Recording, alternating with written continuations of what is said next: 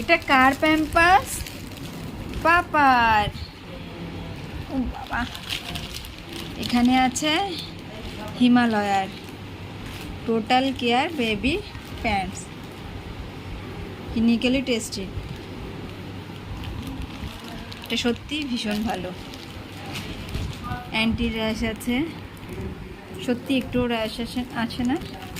আর আমার বেবি যেহেতু এখন 7 মাস, আমরা এল সাইজ ব্যবহার করছি, আর 72 পিস এসছে। আর এটা সত্যিই ভীষণ ভালো। একবার একটা বের করে দেখায়।